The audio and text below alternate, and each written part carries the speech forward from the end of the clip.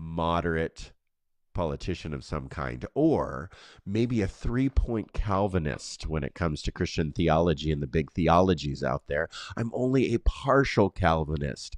That doesn't make any sense. We'll cover those kinds of things in the future. But let's say we're just, maybe partial this or partial that, or I'm a soft complementarian. That means that I don't believe that women should hold certain positions in the church or leadership positions, or maybe not have a voice in certain arenas.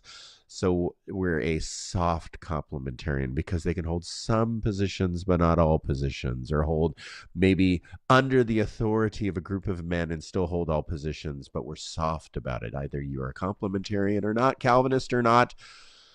Number 3, just because you believe it with your heart, mind, and soul and have conviction does not necessarily make it true. It might make you stupid, but it doesn't make you true. So we just need to remember that those 3 things, that's what we're building the framework of reality. Those are some thoughts that I had this week. So last week we made mention of when we deconstruct things in our life, when we deconstruct old ideas or old paradigms, maybe what mommy and daddy taught us, or grandpa and grampy taught us, aunts and uncles, cousins, our influences, our old bosses, whatever they taught us, those old ideas, just because you're deconstructing doesn't mean that you're moving into a new understanding of something. So just because you're deconstructing doesn't mean that you're moving into a new understanding of something. It means that you're deconstructing that old understanding. And a lot of times it's very easy to become exactly what we reject. And so we reject and hate on something so much that we fall in love with it and accept it again later on in life. Mm-hmm. Yeah. So we need to be very careful. The old adage, I want to be so different that I'm exactly the same. I still wear my mullet. I still have my gauges in my ears, whatever it is, that we rejected things so hard that we still look like that we were just we stayed in the 80s and never grew up. All right. Oh. So years. 90s. Yeah. 70s, whatever it is. This comes when we have nothing to move towards, when we don't have a vision of progress. A framework is disrupted, but then a framework is not established. We're not constructing anything forward.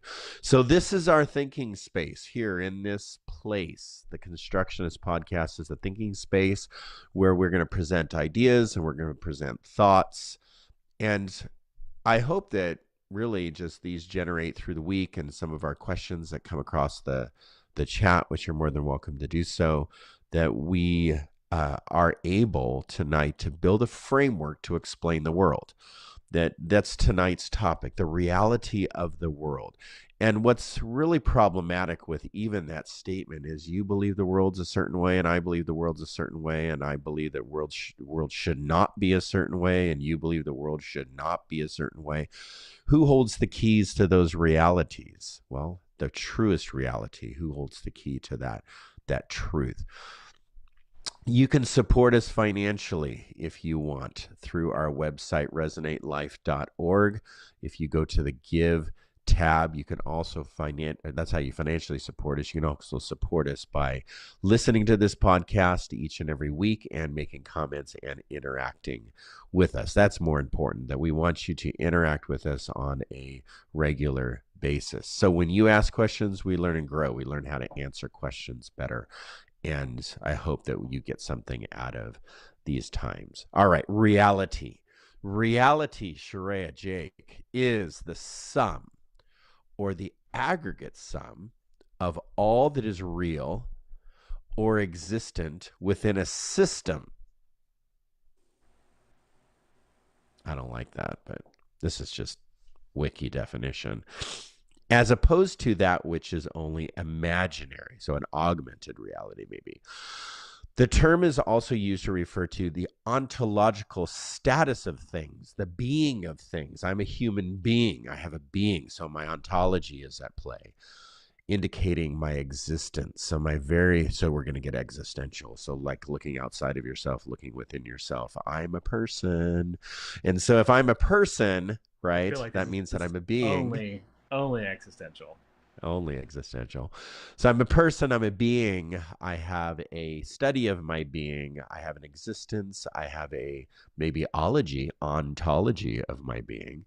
And so therefore, that is a part of the reality in which I live, myself, my being. So for our purposes tonight, for the next 45 minutes, our purposes here, we're going to look at Western philosophy and what Western philosophy says about reality. I don't live in Eastern philosophy, although I enjoy Eastern philosophy. My culture is not Eastern, it's Western. So to adopt an Eastern philosophy into this discussion is not a reality because I don't live in that. It's a reality for others. It's not a reality for me. So I need to look at my context, my culture, the things, people around me, and I need to look within that lens through Western philosophy. It says that Western philosophy says that reality, the way that I understand the world, the way that I view the world, the way that I interpret the world, okay, is thought of in divided into two thoughts. The first thought is the very reality itself. Reality is reality. The way the world is the way the world is, whether you believe it is that way or not. So the color blue, green, white, red, the sky's blue because the sky is blue because science has shown with light and such that the sky is seen as blue, right? The ground, majority of the ground is brown with dirt for reasons. So we have the sky is blue, but you can believe that the sky is red and the dirt is green. Some dirt is green, but you can believe what it depends on what elements are in that dirt. But you can believe those colors if you want, but that doesn't mean that that is reality.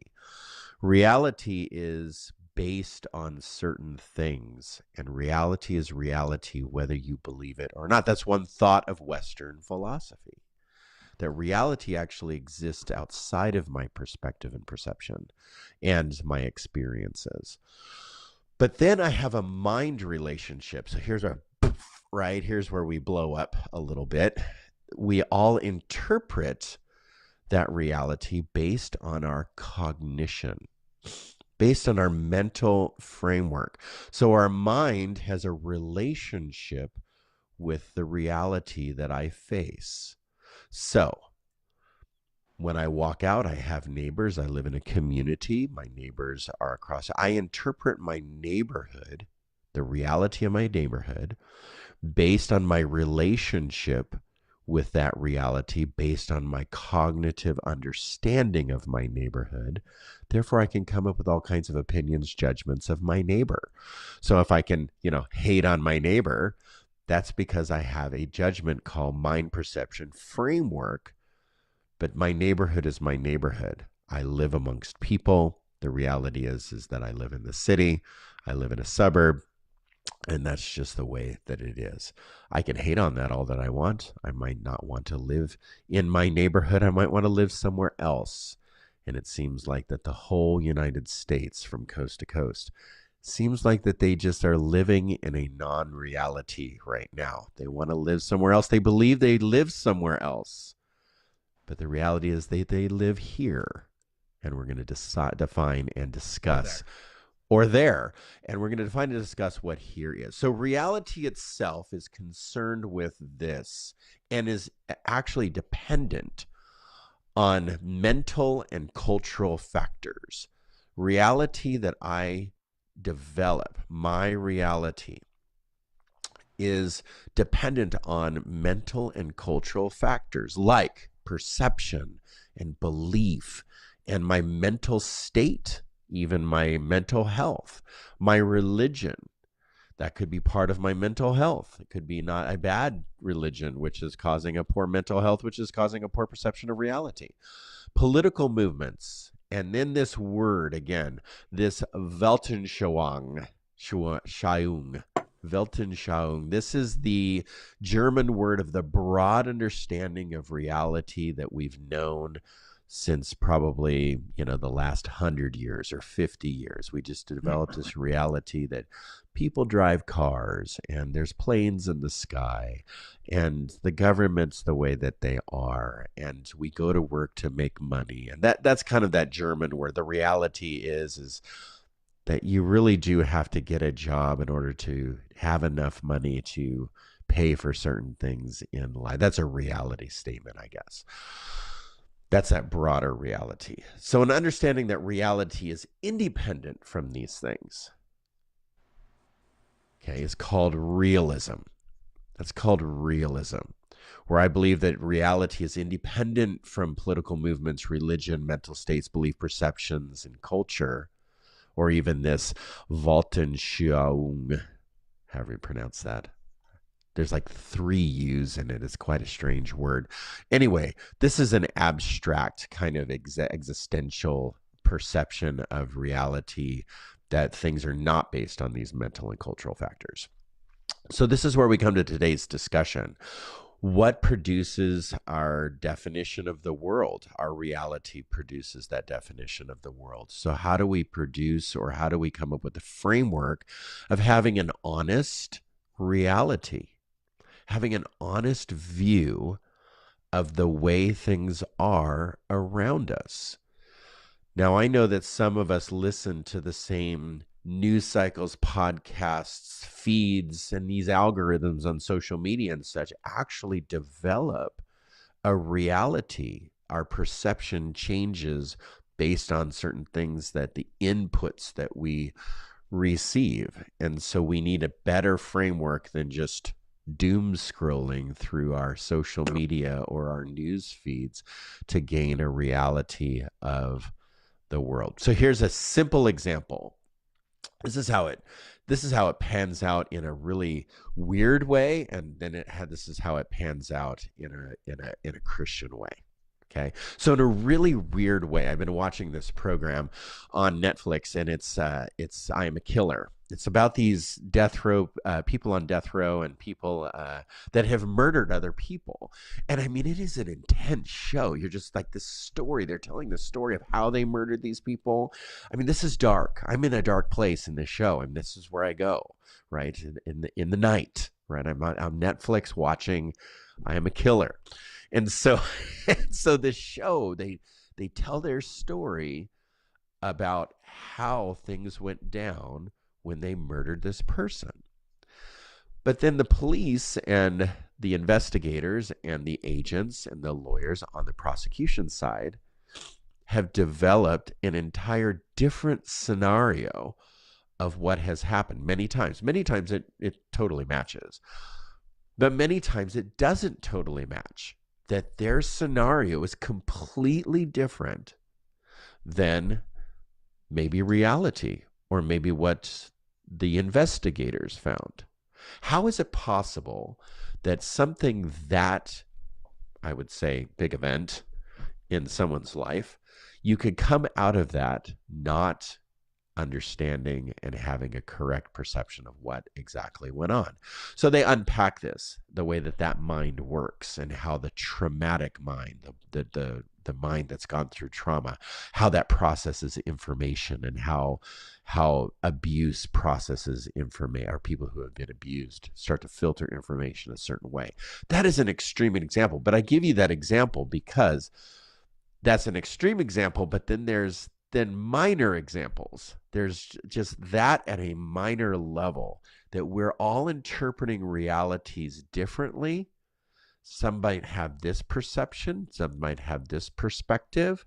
How is it possible that we can be looking at the same event and come out with 2 different complete scenario conclusions? It is possible. And we're going to talk about that a little bit later. So many Christians believe, this is the Christian example, many Christians believe that the world is a sinful, broken place.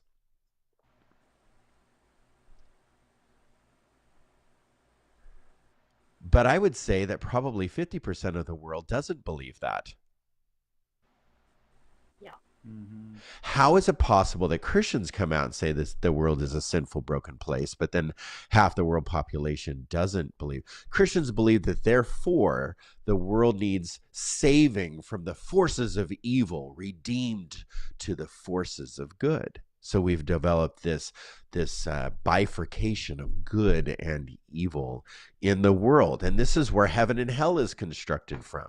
So now we have a construction of actual physical places that we go. If you participate too much in evil, you go to this place. If you participate in a lot of good, let's say, I know not works-based salvation in Christianity, I get it, but we couldn't get there. Let's say we couldn't get there, so we needed Jesus, and Jesus comes along, he saves us from this sin, and therefore we're forgiven. We get to go to this good place, It's just a good based place. out of the idea that we live in a sinful, broken place and that we need saving from this world. So salvation is driven from that narrative. So therefore, through this lens, self-image, self-concept, other image, other concepts, other concept, the way we view people, how we treat people, how we act towards people that are other than us, that are different than us, we start to treat maybe even by what we perceive them to be, we, based on some very, very superficial level, we then start to treat them with violence because they're evil and we're good. And so good has to fight evil. And so our performance is based on this. It all manifests in our reality. All right. That's my shtick just to start out about reality. So, Sheree, you're going to take the first discussion. Do we Yeah. comment on what you said, or just Oh, move yeah, forward? sure. Sure. Comment. Do you have Rip a it comment? apart. I'm not. I mean, I don't need to rip it apart. I mean, what you're talking about in realism and reality, in that the the object is representation of the aggregated whole, is what's called Aristotelian realism. And so Okay. Aristotle came up with the general perspective that reality was based upon these archetypes of objects, that we all interact with that archetype, but what you're touching is only representation, not the actual object itself.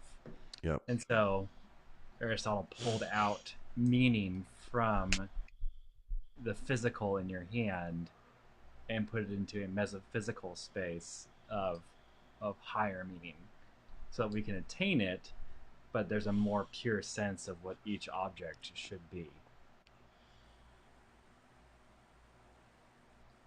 I'll Yeah. cover more of that in my I'm in sorry. my No, no, it's good. That I'll is just that cover more of it, yeah. okay? You're good. Sure, you have any comments on what I just said before you jump in? I don't. Okay, I'm go ready. for it. Okay. Post-truth is pre-fascism. Yeah. Take us there. What does that All even right. mean? Or let's not go there actually. Okay. Uh, well, like we've been talking about, it's really easy to feel like we're living in different realities, even in just this country. Um, and so I think that's why this topic is especially timely. So there's this idea from a writer named Timothy Snyder who focuses on politics and authoritarian regimes. And I believe this idea comes from him. That idea is post-truth is pre-fascism. So I'm just going to drop that there for now and let it marinate in the background. And then take some time to talk about how do we even arrive at post-truth? How did we get here? So this is a no nuance. Oh, hey, yeah, that is an excellent book. There he is. Put it up there again, Jake. Let's see it. On Tyranny by Timothy Snyder. Okay. 20 lessons from the 20th century. All right, so here's our no nuance history lesson in 5 minutes because it's hundreds of years to pack into a very short amount of time. So we're talking about Western culture, so mostly Europe and a little bit of America. And if we look at the pre-modern era, so this is going to be before 1700-ish, truth was revealed by God, and by proxy, the church. and then truth is also experienced through our senses. So I can trust God to reveal things, and I can trust myself to perceive them. And there's an assumption here that we're all experiencing the same reality and perceiving it the same way. In the late 1600s into the early 1800s, we have the Enlightenment. And this was in part a response to that pre-modern era. You had the church, which was corrupt, and so a lot of people were starting to doubt the church's authority. And you also had scientific discoveries that shook our understanding of reality. So, for example, Copernicus and Galileo figuring out that the Earth isn't the center of the universe. In fact, the sun is just the center of our solar system. That created doubt in our ability to perceive reality correctly, because it sure seems like the Earth is the center of the universe, right? So in the midst of this doubt, we have the birth of the scientific method. So now we can know truth because we can reason it out and we can prove it. And for the most part, this is a fairly solid system. But as we gained contact with other cultures around the globe, learning more from people who think differently than we do, we discover that we don't always come to the same conclusions with our reason. And eventually we move into the postmodern era, which is the beginning of the late 1900s. And it feels super weird to say that. So postmodernism understands that we live in a global world with multiple perspectives. And so it states that we cannot know if absolute truth exists. And this is an idea that freaks Christian out, so hang with me for a second. And Rob, if you would pull up that graphic, please. Excellent. Okay, so we've got a circle in the middle. Well, a cylinder. We've got a cylinder in the middle, and it says this is truth. That's our objective reality. But then on the shadows of the walls, we have a square and we have a circle. This is true. This is true. They're completely different, but they're both true. And then I like this graphic as it develops. Go ahead and scroll a little bit more, Rob. So it turns out there's not always just two takes on reality. Sometimes there's a third option. And as we keep going down to the bottom, sometimes there's six or more. And all of these things are true, but they're only a picture of, or a portion of, absolute truth. So because we live in a culture with opinions and biases, and we have a perspective on truth. We might see a little bit of it, we might see a lot of it, but we can't know for sure if we're seeing the whole thing. So that's where this idea we can't know absolute truth comes from. As this idea filtered down into popular culture, it kind of turned into absolute truth doesn't exist. And that's a big difference. When absolute truth doesn't exist, we see the rise of relativism and post-truth. And in this circumstance, we can create the reality we want by saying it over and over again, regardless of how it matches with the reality around us. And so I guess the caution that comes with this is that this cultural attitude towards truth and reality opens the door for the loudest voice and the loudest truth to take over and to be enforced by unchecked power. So Snyder's idea that post-truth is pre-fascism, we're living in a time when that is an opportunity. And so I think this topic is very important, learning to think about reality, to recognize multiple perspectives, but see the truth undergirding them, helps us to stay grounded in reality, and that's necessary for a free society. So, questions? I'm just thinking about different times in history where this is actually played out, because it's hard to see your reality around you when you're in the weeds, when you're in it. So I was in a discussion with somebody the other day, and his brother or brother-in-law, I can't remember which one, brother and sister, brother-in-law, sister, or brother, whoever, lives in Cambodia. And the person that we don't talk a lot about is Pol Pot. And post Stalin, post the rise of communism and such in some of those countries around Vietnam and such, a gentleman by the name of Pol Pot rises to power, and his philosophy was to take society and turn it into a hyper agrarian society. And so now everyone's going to learn how to, develop or grow food. And Rob, can you take that image down for us so we can see Jake's face too? That would be great. Thank you. Hey, Jake.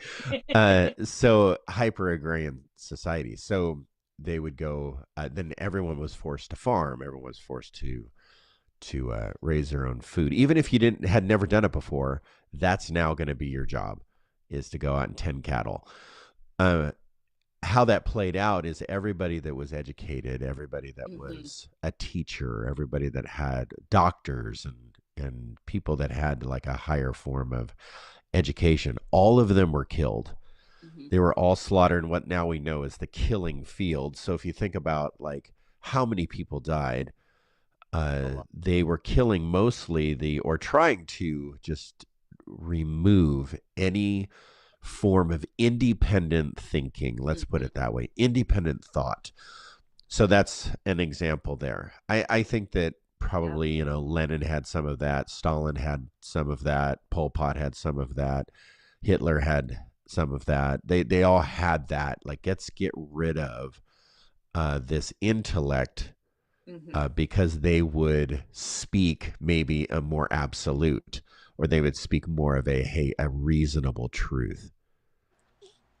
So we can see other examples of that post-truth turns into fascism. Right, and in the case of Hitler, I just read he had a habit of calling the press the lying press. Right. To undermine any authority or take on reality that media would have, which then makes it so that his voice is the loudest and the only one heard. Right. Fake news. Fake news. Yeah. Alternative facts. Well, that's when you live when you can't trust media, when things are being, posed to you. That's a very dangerous culture, very dangerous society. It's definitely, I said that facetiously, Tiffany, and it's definitely fake news. That's what I was referring to. Absolutely. So yeah, we have a lot of that going on in our culture.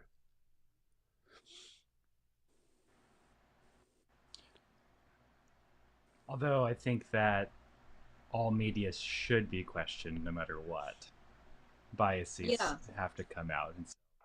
And so the point of saying that post-truth is pre-fascism is to explain the idea that if you make your own reality and you keep just saying it over and over and over again so that you believe, you begin to actually believe the lie that you're telling yourself and other people, and there's no grounding there.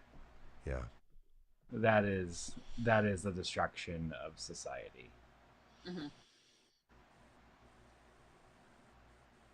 So a friend of mine used the term this week, Christian intellectual elite. And so I was thinking through, like, hey, I resemble that comment.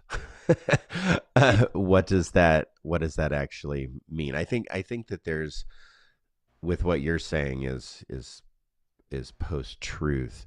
Basically, a Christian evangelical elite, according to the books, would mean somebody that is of an intellectual level or believes a paradigm is subject, and they do not allow the voices of the, like, let's say, less educated, or in this case it was said the evangelical world, that a Christian elitist would not allow the voice of the evangelical world to rise and hold positions of power, hold positions of influence. Now, you can say, well, that's a good thing. when, when stupidity doesn't rise to power, that's very important. Although Jesus invited everyone to the table, so we have to like find some sense of like, I don't want to use the word balance, but some platform or some place that we can have rich discussions with those that, maybe have a more scientific method or scientific reasoning over, just, the Bible told me so type of thing. So those are the two groups. So I had to sort through. It's like, am I a Christian event or a Christian intellectual elitist?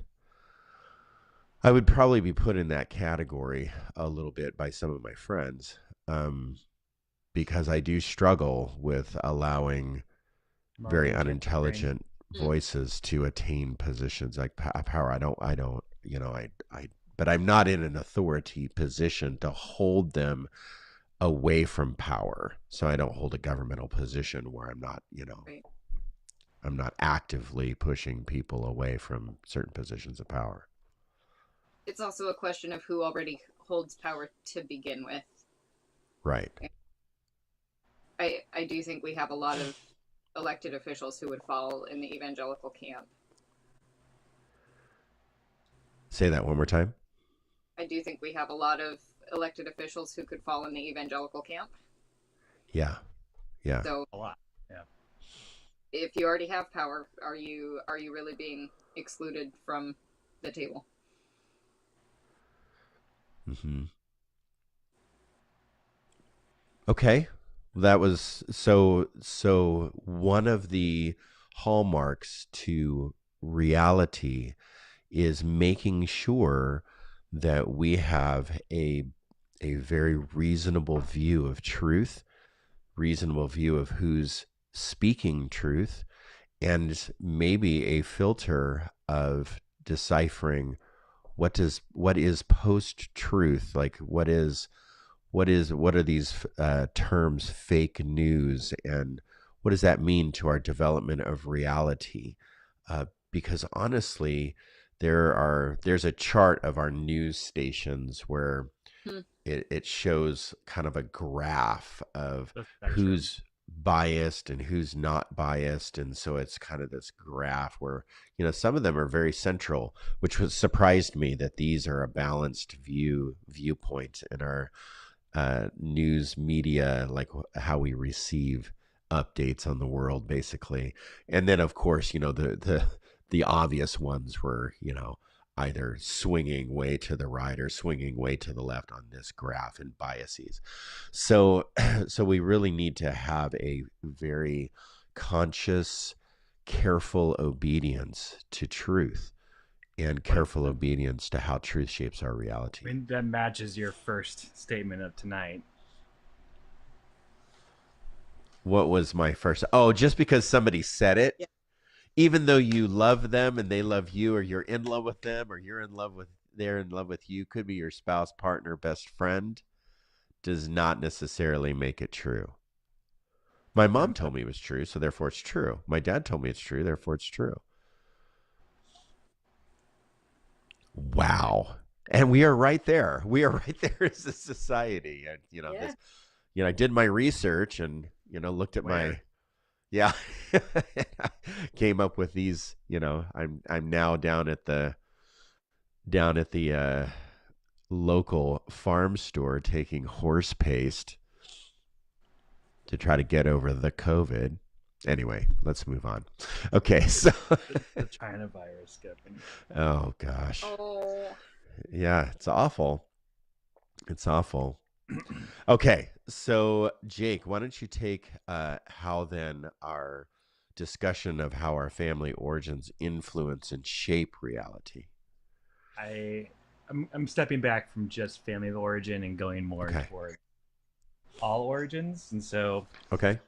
the first idea is your family of origin, not biological, but the small group of people that intimately care for you while you are growing up shapes your perspective of reality, be it your attachment style, their values, their um, how they even live their life, what they eat, what they how they function, their dysfunctions, your dysfunctions, and how those things play together is your family of origin. And so understanding and mapping out who is in that circle for you, and we can get other things here soon as well, but who's in that circle, and how do you attach, relate, and how do they attach and relate to you.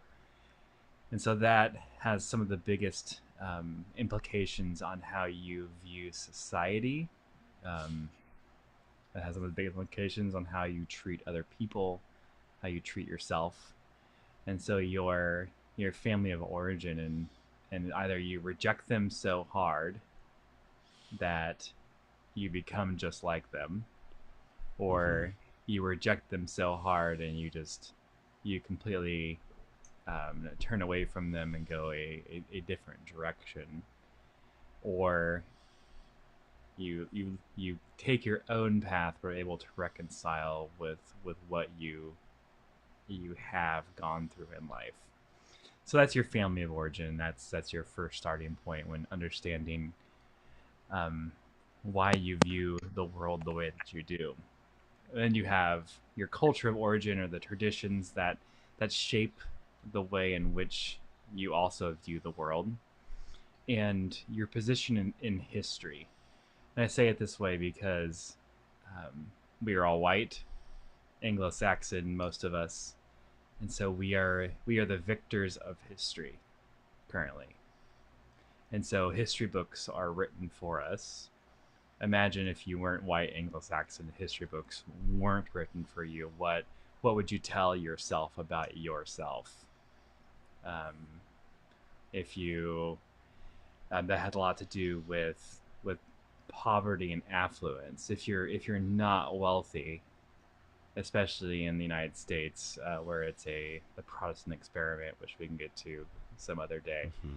If you're not wealthy, you are not blessed by God. And so Right.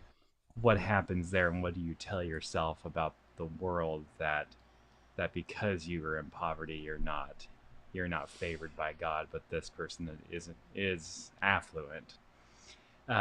Your race and ethnicity, and so I kind of touched on that a little bit later, but how do different races and ethnicities interact with each other? Like, where does your biases land? Who is subhuman to you?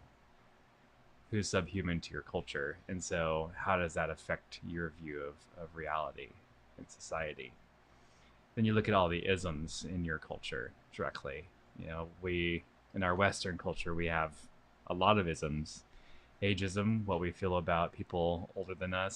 Sexism, what we view of the other sexes. Um, Xenophobia, what we deal with other people outside of our own um, homogenous group of culture. Uh, Ableism, what people go through that are are handicapped or unable to, or have low functioning mobility. What do you do with, if you are low functioning mobility? What do you tell yourself about yourself based upon that reality? But also, who is your independent other? And othering is a philosophical concept of who is on the outside of your inner circle.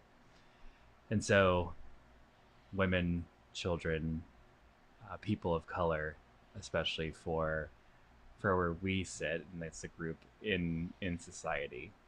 Um, we're also on the West Coast, And so our culture on the West Coast means something, as opposed to what we think about people that live in the Midwest or the East Coast.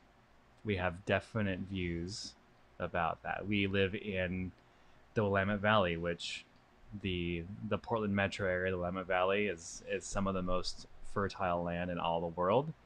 But we have a definite view here of people that don't live here, especially those that are in Oregon. And then if you look outside of Oregon, what do we view people that live one state over to our east?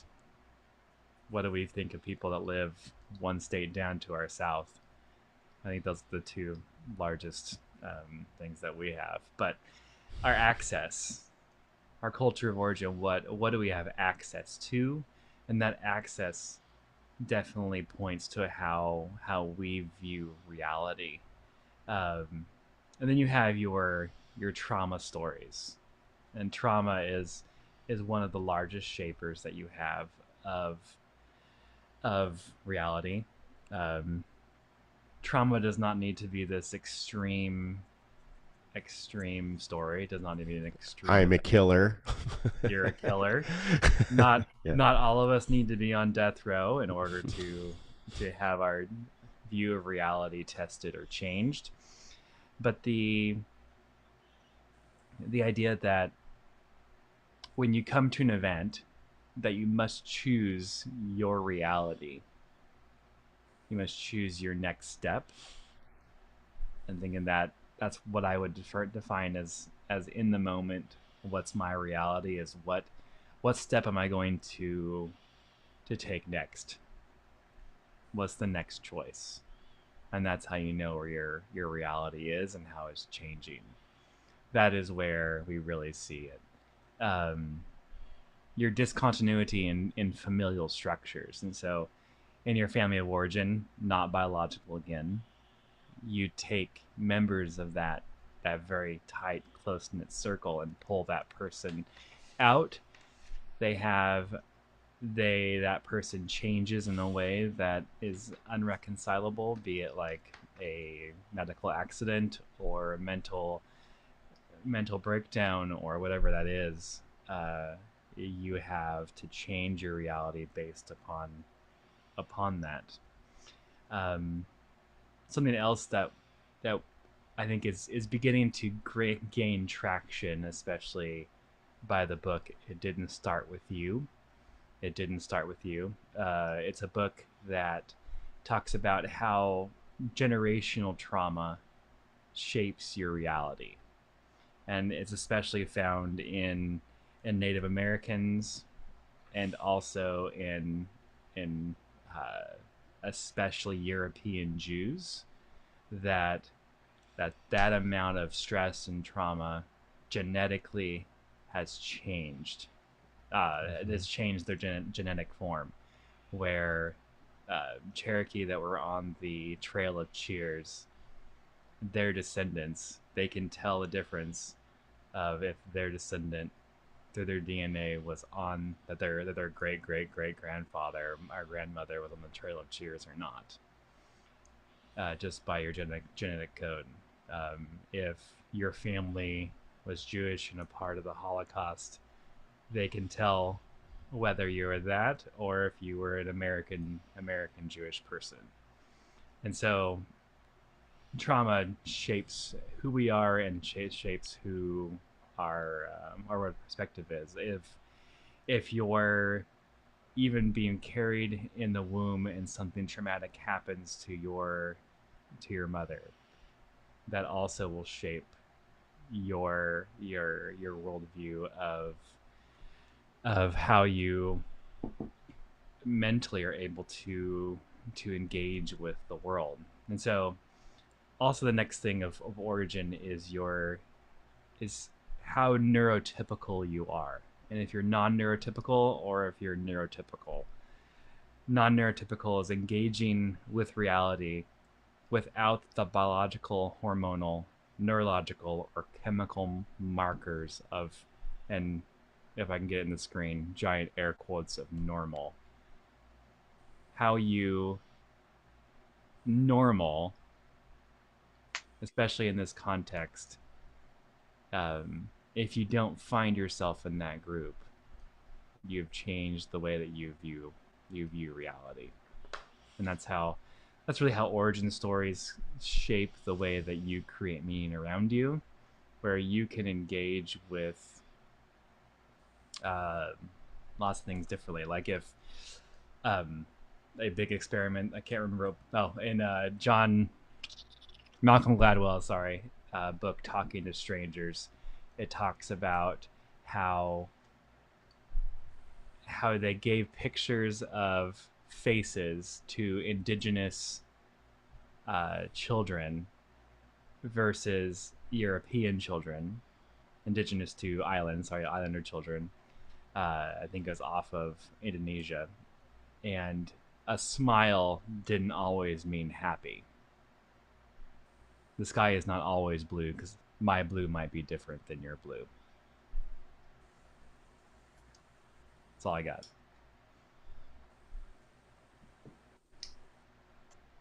Thanks, Jake.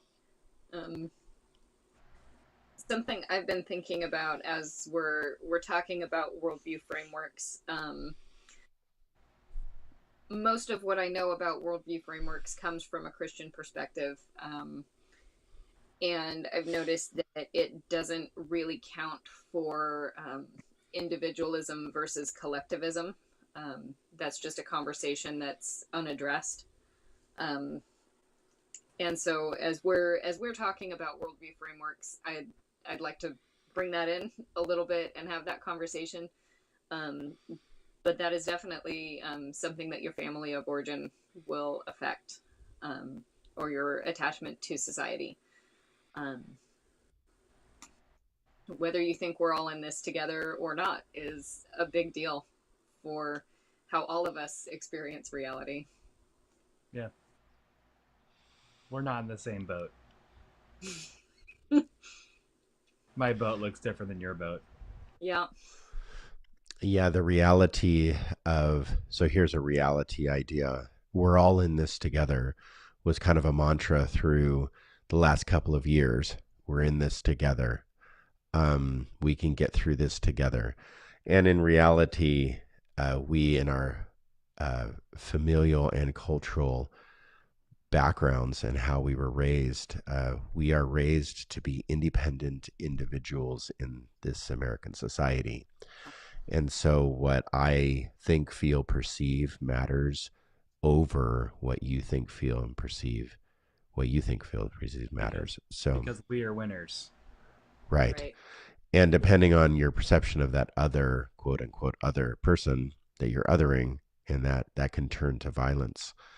And that can definitely, and microaggressions, violence, macroaggressions, the whole gamut. So yeah, that either cultural or familial pieces of origin. I think about my background. I was raised very early childhood by, my mom had a home economics degree. So she was a stay-at-home, literally, like she was degreed, just like that was her degree. She knew a lot about a lot of things when it came to the home. She was like the Martha Stewart, type mentality. She had a whole craft room. She knew how to cook and sew and do everything like that really well. She taught classes on it and such at a college. When I went to go live with my grandparents, my grandmother was definitely a very traditional, born in 1910, traditional family values type person, even though she wasn't a quote Christian or didn't have a Christian worldview. She definitely held to a very traditional lifestyle. So I grew up around, men went and worked, women stayed at home. That was my reality. So it wasn't until probably 5 years into my marriage, I've been married for 21 years, or change, and since 2001. So I've been married that long. 5 years into my marriage, about 2006, a friend of mine asked, when are you going to allow, he used the word allow, Amanda to do her thing? What is her thing? And how are you going to celebrate her thing? Oh, it was very striking that I was actually giving off the perception that Amanda was a stay-at-home wife and I was the one that went and worked. That's something that I didn't even believe in then, and I still was putting off that aura of I'm not allowing Amanda to have her thing. And I think that was, well, probably because I was not taught in my family origin, my environment, to celebrate women in their thing uh, and their careers and how they were developing, growing in society. So that was a big shift for me about 5 years, probably about 15, 16 years ago now, in my whole, how I perceive even my family. Yeah, because if you agree with it, if you don't know what it looks like, it's really hard to embody. Right. Yeah. And now I pay attention because it was so striking. That was like a good traumatic event, right? I mean, it created anxiety in me actually. And, and now I pay attention. Like during COVID, a lot of women had to go home to take Hmm. care of children, and they were the stay at home workers or the stay at home moms. They went home to take care of the kids during like this time where school was put online and such. And that was, there was a daycare crisis, there's childcare crisis, there was There still you is, know yeah. yeah, Yeah. women being pulled off the workforce crisis. And so because of that traumatic event, my reality changed, and therefore I was able now to, perceive or at least think through as a white male on this planet, that I could think through just maybe a different angle, different perspective. Mm, yeah.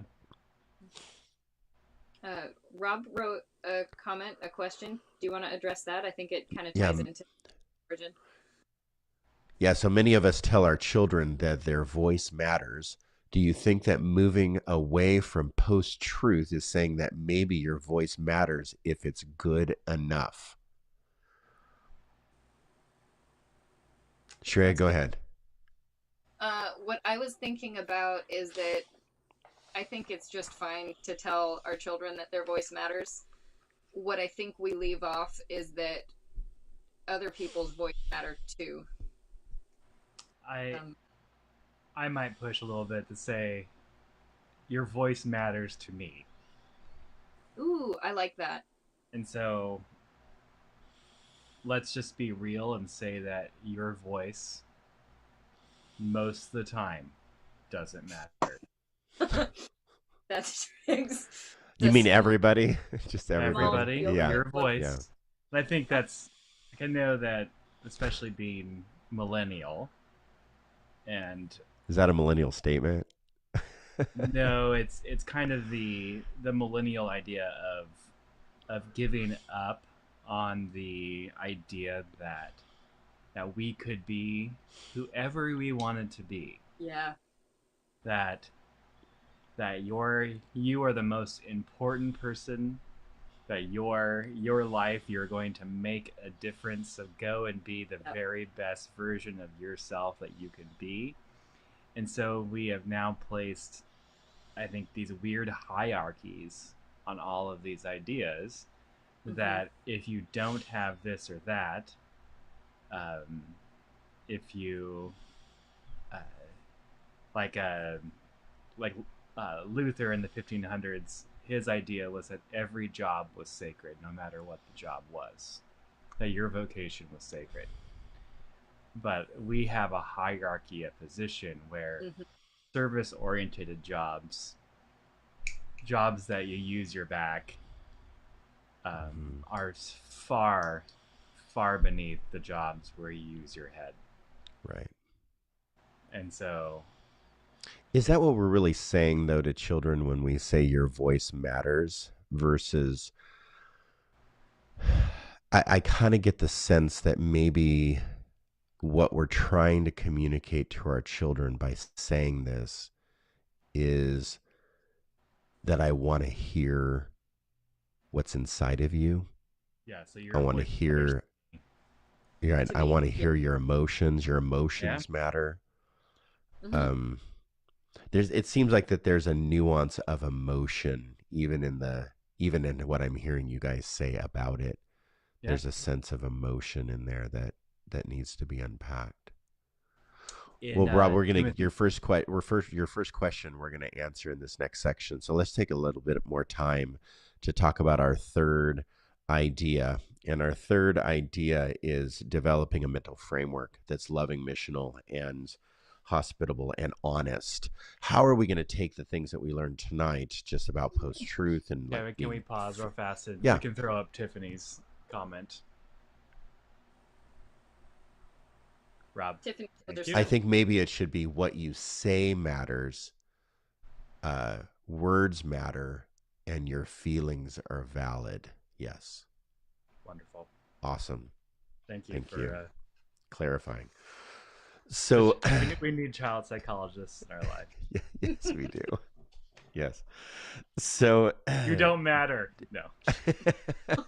So developing a framework, definition of a mental framework. This is the definition just pulled right out of the books. This is what I look at when I look at mental framework: an explanation and representation of a person's thought process, their cognition, for how something works in the real world, external reality. So an example, an explanation and representation of a person's thought process, cognition, for how someone works in the real world, external reality. I would love to take some people's mental frameworks, and if we can map them out on a paper and just put them together and see how different their representation, their thought process about how the world works, the external reality of how the world works, and how different we actually think, how different we actually are. So I have three thoughts. Here is a mental model of human nature. And I don't have a graph or anything. I wish I did. But let's say we're faced with an issue. This is developing real time. We're going to develop real time framework of reality here. So let's say I'm faced with an issue. I can just declare that's not true because of what my parents taught me. My family and origin don't believe that, so I don't believe that. You could respond that way, and there's a lot of people who do. Or you can look at the challenge, problem, or issue that you're faced with, and you can look at it in reverse. That's the first example of developing a solid mental framework process, is when you are faced with something, you think of it backwards. You digest information backwards. So how did we get to this point? You look at history, you look at influences, you look at multiple conclusions. You begin to look at it, where did this start from? And then you just kind of back it up. That shows that you're actually thinking. You look at something maybe in the inversion, they call it. Look at it invertedly. Then there's another element to mental framework development, and that is first and second level thinking. So you have a first level thinking, which is very visceral, right? First level thinking is it can be dangerous when you first level think. That's just, getting punched in the face and you dodge, you dodge the punch. I mean, that's just like first level thinking. Second level thinking is you get, threatened to get, punched in the face. The swing comes and you then engage your defense mechanisms and you block the punch, right? So you take the punch, maybe the dodge is the second level thinking. But second level thinkers, basically, they approach decisions or they approach life just differently. They ask questions about what is being thrown at them.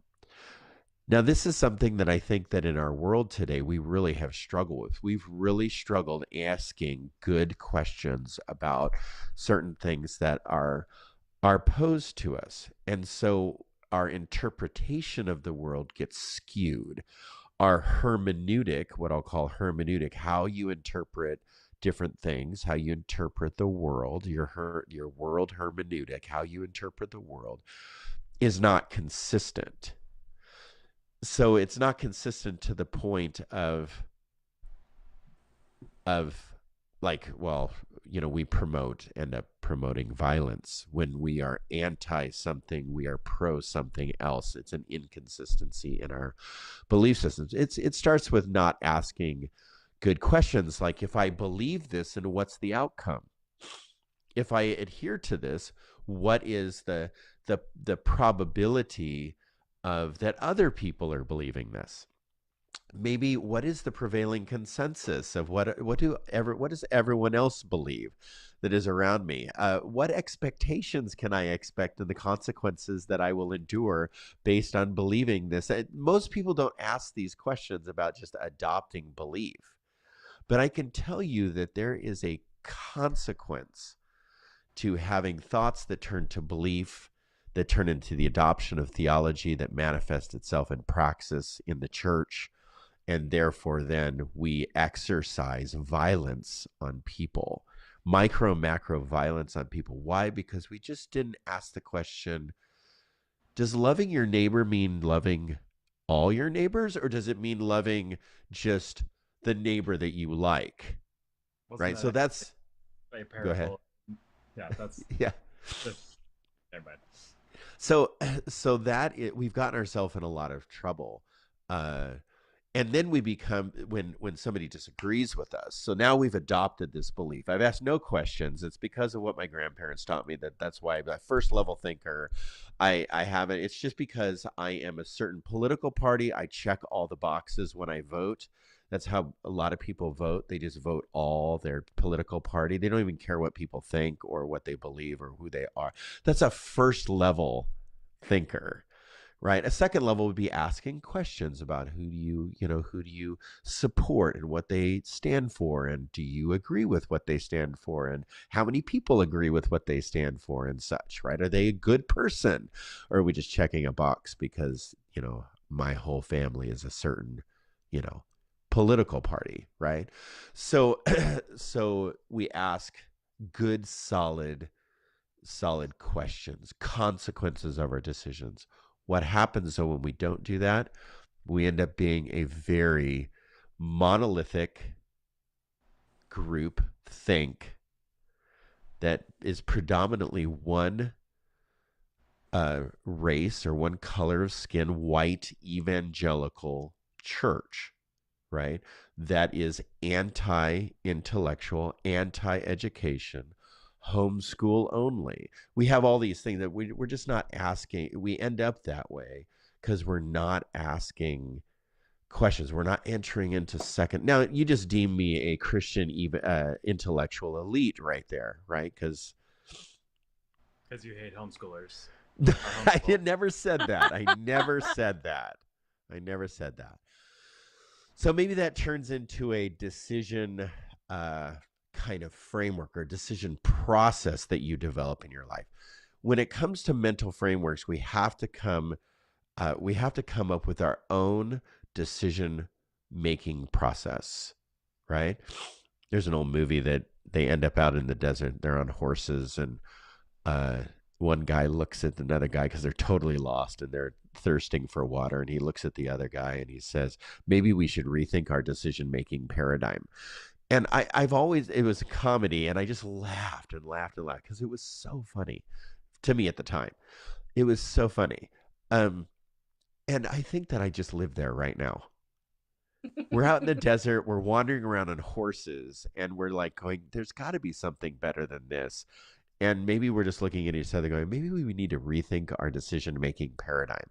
So maybe we come up with a decision-making paradigm that is, please, second level thinking, asking good questions, coming up with secondary questions, questions upon questions, looking at expectations, consequences, and results to when we adhere to a certain philosophy, framework, theology, whatever it is. So complementarianism, soft complementarianism, means that I believe that women can hold positions of power in the church only to a certain level. Soft complementarianism is a false reality. That doesn't exist. It's either complementarianism or complementarianism. There's no half complementarianism. there's either complementarianism or no complementarianism. That's what I meant to say. So when you're a complementarian and you only believe that women can hold certain positions in the church and can't hold others, that is not an equal society. That is not an equal culture. Some people are very comfortable there. I'm very uncomfortable there. Um, some people are comfortable there. Okay, I don't understand that, but my decision, I have to come up with my own decision making pair, my own framework, and I can't just like pick and choose, I guess, certain ideas, ideals, and be only a partial one of those because my family of origin tells me that I'm supposed to believe this, behave this way, so I'll just accept part of it. I would say being a Christian right now, right, kind of has that same calling ourselves Christian is really difficult right now. It really is. I usually now call myself, I follow Jesus. It's calling ourselves Christian. It's a hard label, it's a hard badge to wear as like an honorable badge right now because when I group jump in the group, I'm accepting that whole group. Okay, so back to that first. We have to develop a mental framework with good questions and secondary thinking. I looked up something today, and I just wanted to, if I can find it really quick, share it. Where is it? There it is. An effective framework. First, okay, there it is. Thank you for your patience. Okay, developing a functional, honest framework. You have to decide and define what trust is for you. Who do you trust? What do you trust? What information do you trust? That's where I engage a multidisciplinary approach to life. When I receive certain information, I say, okay, well, what does God say about this? What does the Bible say about this? But I also weigh that with what does society say about this, and what does science say about this? What does philosophy say about this? What does history say about this? So, in multidisciplinary approach, when we're faced with information, we have to develop a method or a multidisciplinary approach to trust, like learning how to trust responsibly. So, looking at our biases, when we come up with a mental framework, we have to be honest with our biases. We have to be honest. When I went through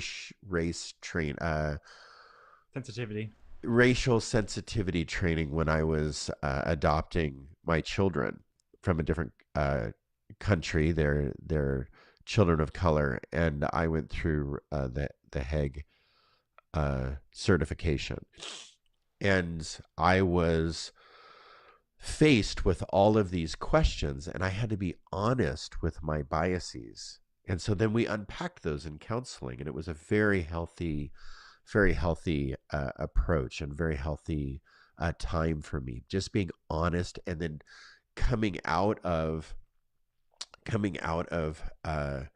just that mentality that like white privilege doesn't exist, right? I can believe that white privilege doesn't exist because I'm white, but that doesn't mean that white privilege doesn't exist just because I say it doesn't. So I need to be honest with my biases and really think through this is second level thinking. How do those play into what I want to believe in and what I'm actually like adhering to? When something on the news is said, okay, do I just like what was said because I'm biased towards that thing? Or because I have a biases towards that thing? Or is it kind of the Pavlov's dog syndrome, right? It's familiar. So because something's familiar and I've been told it over and over and over and over and over again, just because that's number 4.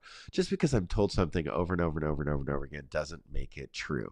So do I have a Pavlov's dog association to since something that I believe in takes away something in my life. So if I believe this, I no longer can believe this. If I believe this, I have to now lose this in my mental framework, in my reality. When I so does that make me angry? Does that make me jealous and envious? Does that make me feel like I'm losing, taken from?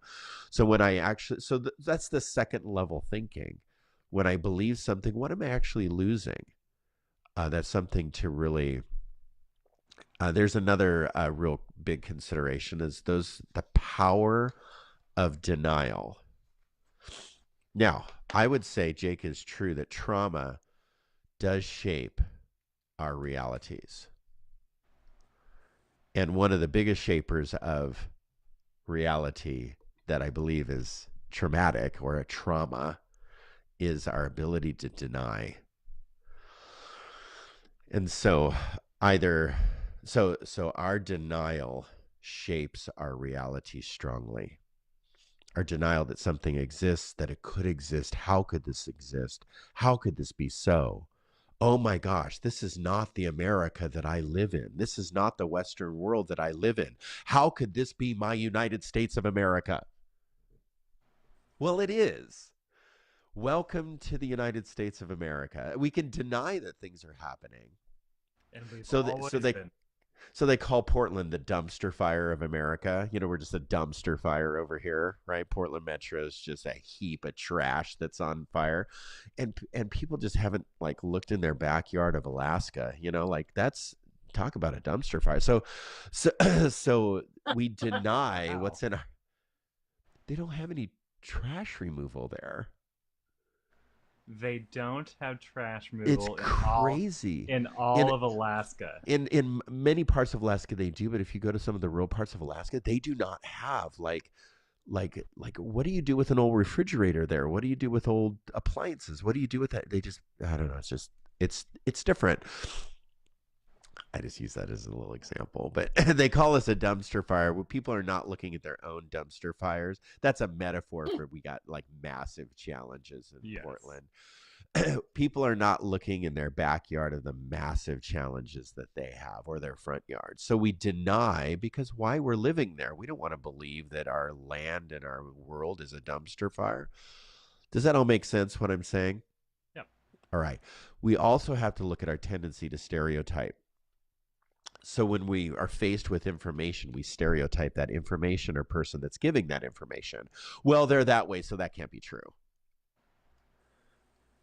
Right? They're that person, so what they're saying is false. So we have our biases. Bless their heart. Yeah.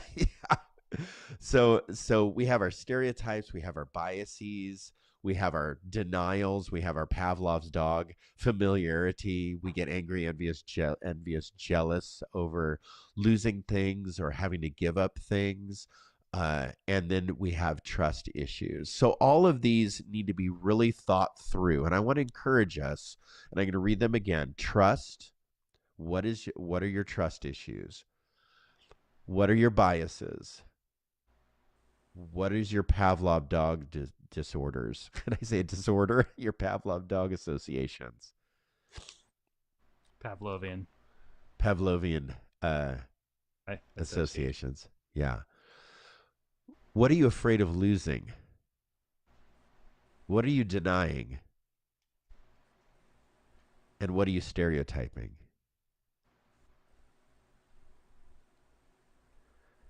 Let's continue this part 2 next week, can we? It's great. It's too important. All right. Thanks, everyone, for joining us.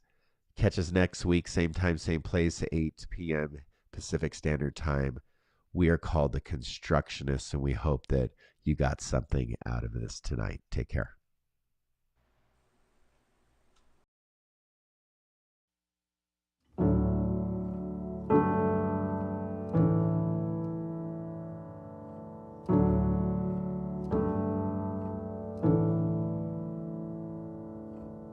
Gracious Father, we give you praise and thanks for this holy communion, the body and blood of your beloved Son. The body is broken, God's love poured open to make us new. Lord, make us new.